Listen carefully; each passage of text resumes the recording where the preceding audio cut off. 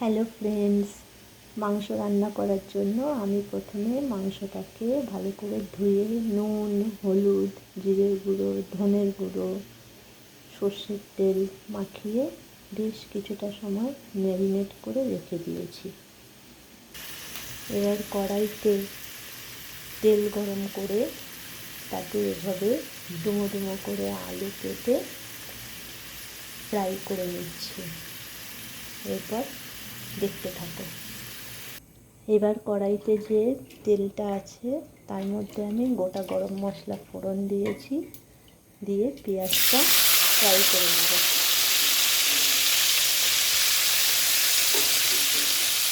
পুরো পেঁয়াজটাই দিয়ে দেবো।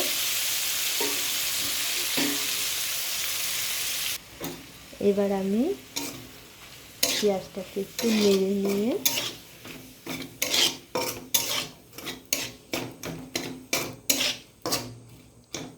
এটা একটা থালা দিয়ে ঢাকা দিয়ে দেব, তাহলে তাড়াতাড়ি হয়ে যাবে আমার ফ্রাইটা। জোরটা একটু বাড়িয়ে দিলাম। কাঁচা লঙ্কা, শুকনো লঙ্কা দুটোই আমি দিয়ে দিয়েছি। এবার আমি মাংসটাও, ম্যারিনেট করে রাখা মাংসটাও দিয়ে দিলাম। দিয়ে আমি এবার এটাকে বেশ কিছুক্ষণ কষাবো।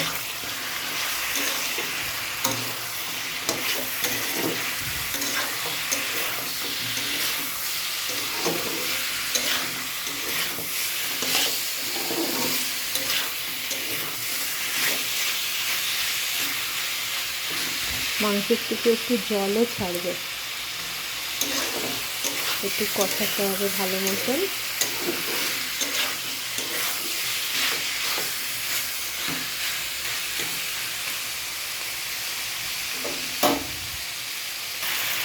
কষানোর সময়তেই আমি ক্যাপসিকাম দিয়ে দেবো, রসুন বাটা, আদা বাটা, কাশ্মীরি মির্চ সব কিছুই দিয়ে দেবো, আলুগুলিও দিয়ে দেবো, একসঙ্গে কষিয়ে নেব।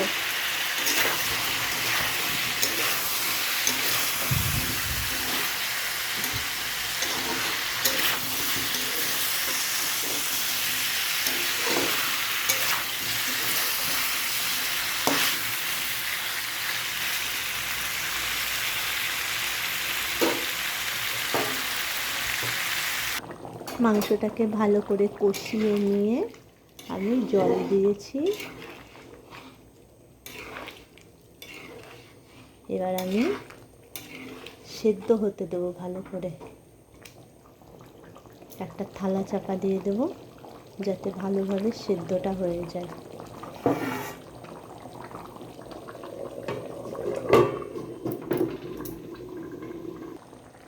মাংসটা আমার প্রায় হয়েই এসছে। আলু, মাংস সব ভালোভাবে সেদ্ধও হয়ে গেছে। খুব একটা রিচ করিনি, হালকা তেল মশলাতেই রান্না করেছি। একটু বাদেই নামিয়ে নেব। আমাদের এখানে এখন খুব গরম, এই গরমের মধ্যে অতটাও রিচ খেতে চাইছি না। শীতকালে হলে একটু রিচ করতাম, গরমের মধ্যে হালকা তেল মশলাতেই রান্না করেছি, এটাই পারফেক্ট। রুটির সঙ্গে, লুচি, পরোটা, ভাতের সঙ্গে খুবই ভালো লাগবে।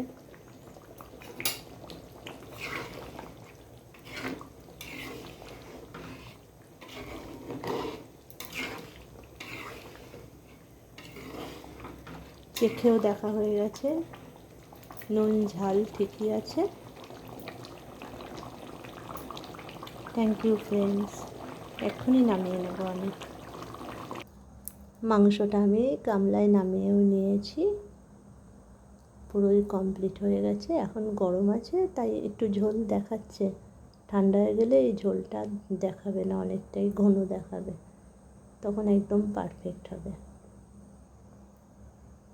একদম কষা কষা করিও নি, একটু হালকা ঝোল রেখেই করেছি।